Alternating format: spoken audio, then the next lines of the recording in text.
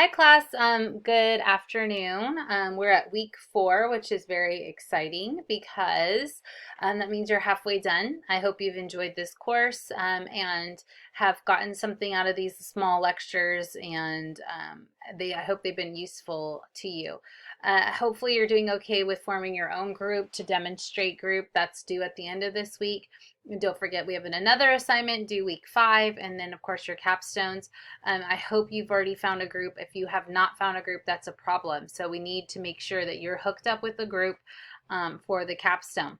We are going to go over chapters 13 and chapters 1 and 2 from your Corey text.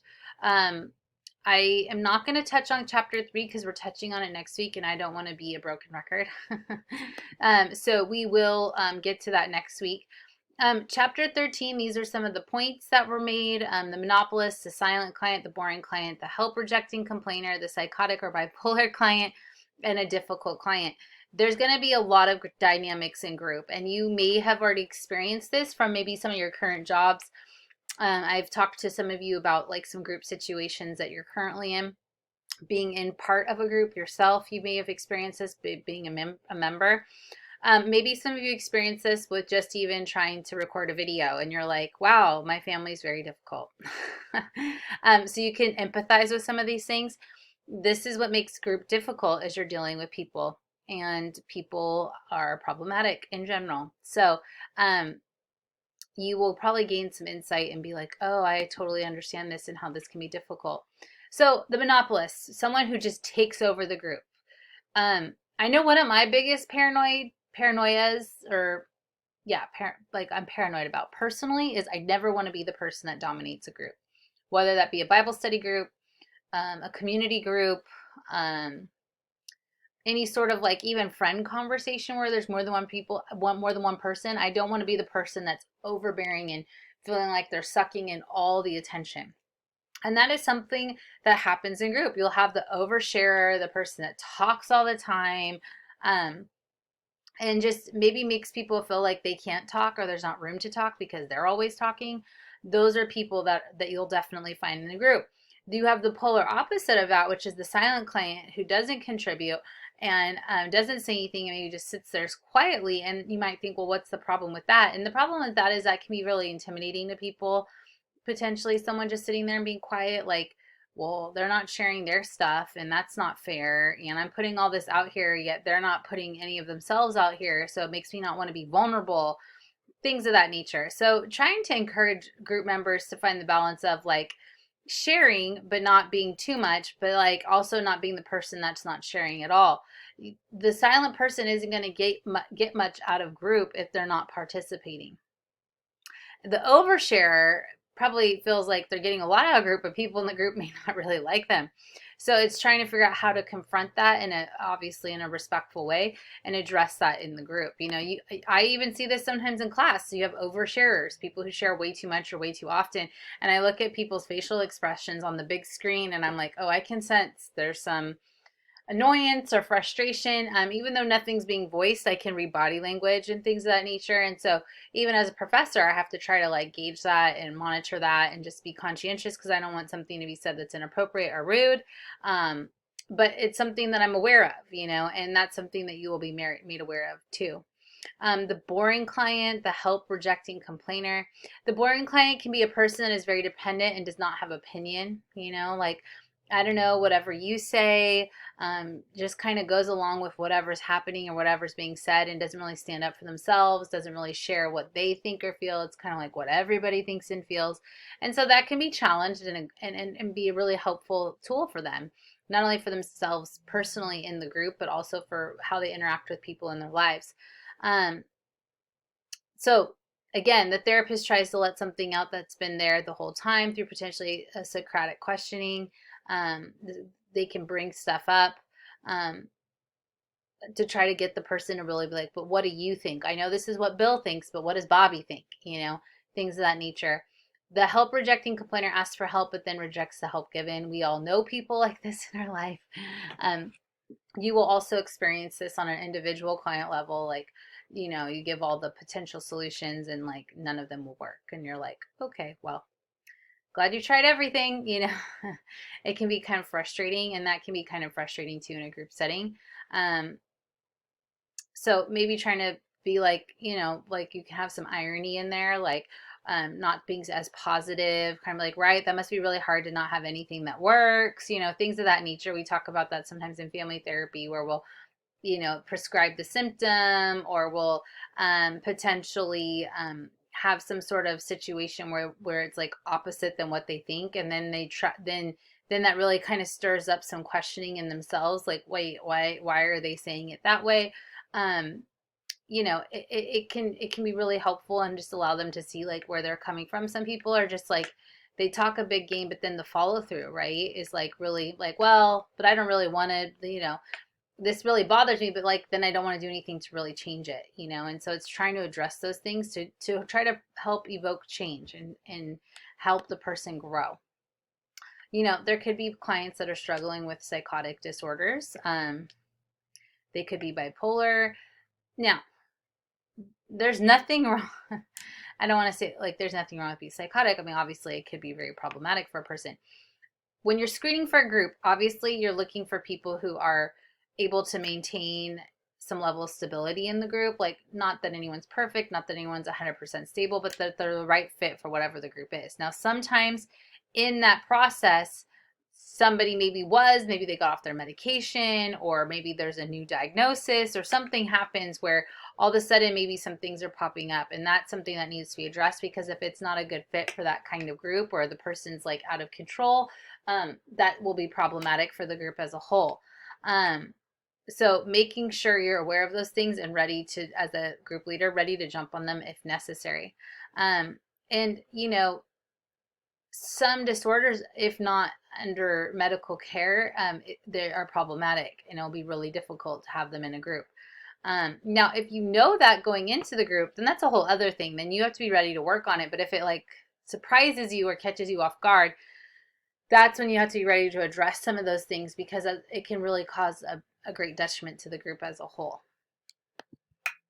Okay, so chapter 1, we're just looking over groups and the different kinds of groups and different kinds of skills.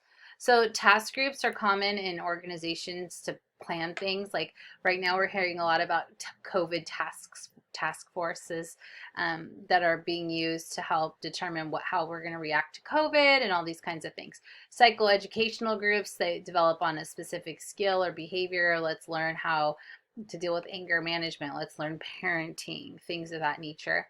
Counseling groups, like maybe it's an interpersonal process, problem solving, maybe it's boundaries, learning how to not be codependent, helping create some level of self-awareness, new way of dealing with situations. Psychotherapy groups discuss specific psychological illnesses, such as like bipolar disorder, depression. There's a lot of great groups out there that are psychotherapy groups that help with chronic mental illness. And then brief groups, there's a beginning and there's an end, right? So we have 9 weeks that we're going to do this specific kind of group. And those are groups that are out there as well. And so a brief group obviously would not be an AA or an NA or a sexual addiction group or anything of that nature. Brief groups are very specific. And like it said here, a start and end date. So again, cultural skills,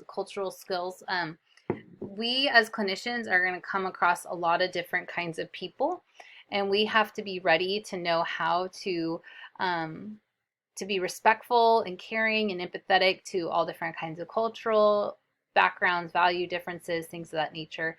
And so understanding that our clients are different from us, and they're coming potentially from a very different place than us, and making sure we're keeping that in our frame of reference, and knowing that some of these things can affect how our clients are, right? A socioeconomic status, a cultural difference, obviously political differences like affect people's opinions on things, you know, and especially like in this upcoming election that will be in this fall, I'm imagining it's probably going to be just intense. It was intense 4 years ago, and it brought up a lot of controversy, and it came up a lot in therapy. And as a clinician, like our opinions about politics should not be part of therapy. And so, um, just being very conscientious on even how we talk about things. Like we really need to stay neutral because that can really turn somebody off.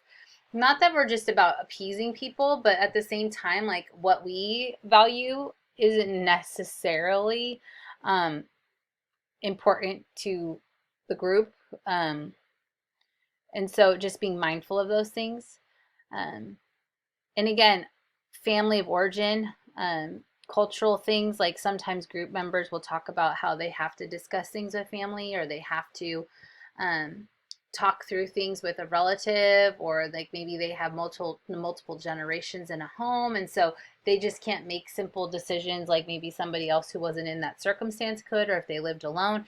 And so just like, I mean, maybe from one cultural perspective, be like, you just need to tell him how it is. And it's like from another perspective, it's like that would be seen as very disrespectful. And I can't just tell people how it is in my house because I'll be seen as rude, or we respect our elders, and there's a way that we have to go about doing things. And so just trying to take those things into consideration and trying to help the group understand those things. It's important, even asking a client in a group to maybe explain further about their situation, so maybe it gives people a better understanding, so they're not casting judgment or not really trying to understand where the person's coming from. Because again, I think that's where people are left to feel misunderstood, and not seeing how the group can be applicable to their situation because maybe it's very specific to them. But I think the group can rally around those situations and really embrace and reinforce. I think groups can be so great because there is a lot of diversity across all different kinds of ethnicities, cultural backgrounds, socioeconomic status. Like, you can be the richest of rich or the poorest of poor and still have a drug addiction, right?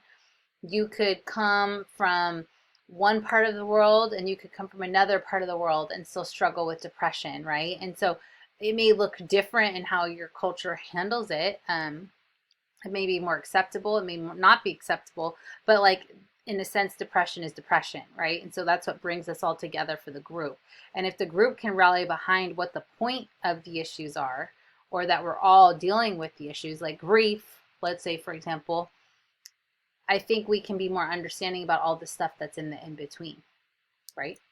And so we have to kind of facilitate that kind of atmosphere so people can talk about things, be accepting, and hear people out and where they're at with their circumstances. Okay. Chapter 2, the group counselor. Um, we have to be professional, and we have to be willing to deal with our fear personally as we're getting ready to be group leaders, because it can be scary. There's a lot of intimidating factors. One, you're dealing with difficult people potentially. Two, you have a lot of people and you're only one person. And so what if they all end up turning against me? Or what if I'm not good enough at this and nobody learns anything? I mean, there could be a lot of things that cause you to doubt your ability to lead a group. Here is listed some of the qualities of an effective group leader. We have courage, willingness to model, presence, goodwill, genuine caring, belief in the process, openness, non-defensiveness, cultural awareness, stamina, self-care, self-awareness, and a sense of humor. I think we have to be willing to laugh at ourselves a lot. I laugh at myself a lot.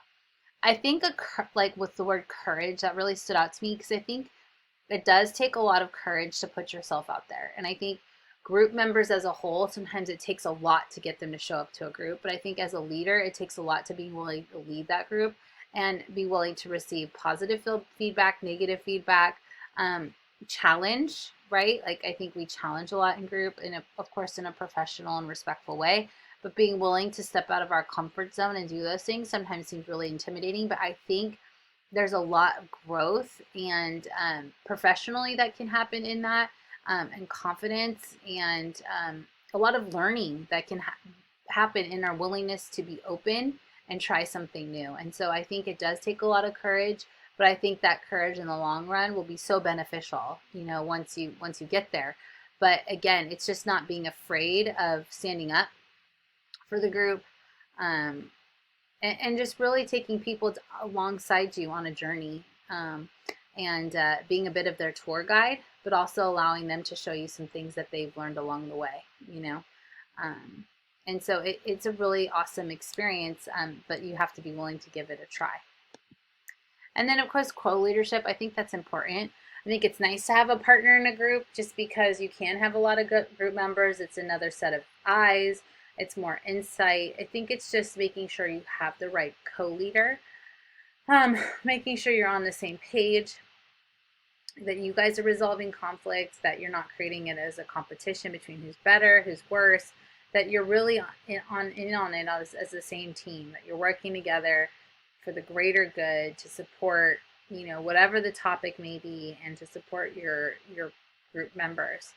I think again, it's if there's so many good things about a co-leader. I think it's just if it turns into a competition, or the group somehow create some level of like, we align with this person better than that person. You're arguing in front of the group. One person's just dominating. There's alliances. That's when it's like, okay, is this really effective? And then you have to take a hard look at that.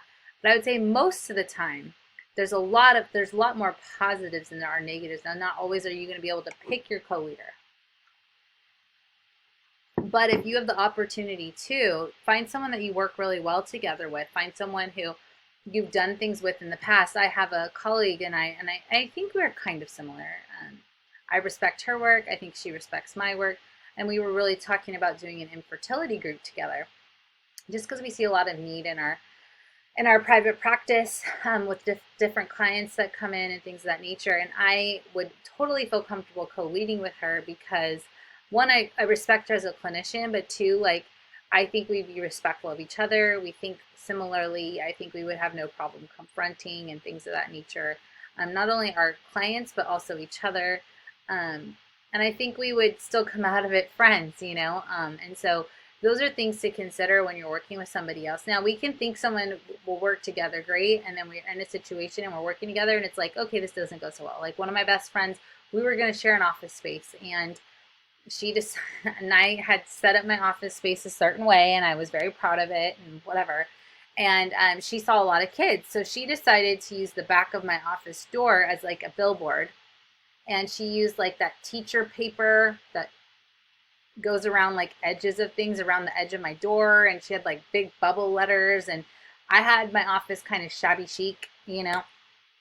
And so I remember closing my door, and I'm like, she did not just put that up there without talking to me about it, you know. I was very upset. I think it's the only time she's ever seen me upset. Just because I was like, this is like, you see the climate of my room, like, what made you think that was a good idea? Like, I will go buy you a cute board that goes with the room to avoid that, you know. And so sometimes you could think like, we're best friends, of course they'll be great. And just because you're best friends, that may not be your best co-leader. Okay, it's kind of like the best college roommates are the ones that, like, maybe you're not like besties, but like you can live together well. And I think that's what's important in a group. Like, you don't have to be best friends, but you need to work together well. Okay. And so just keeping that in mind when you're in settings like inpatient settings, or maybe county settings where there's a lot of groups and that's something you're going to do often, you want to make sure whoever you're co-leading with is someone that's going to support you and have your back just as you would have for them. Okay. Well, I hope you guys are doing well and staying healthy and safe. I think of you and your families. I'm really glad like you're still working hard on these classes, even though all this is going on in our society. Therapy is more important than ever these days. So keep up your hard work, keep up your diligence, and I will see you next week. If you have any questions, please don't hesitate to ask. Thank you.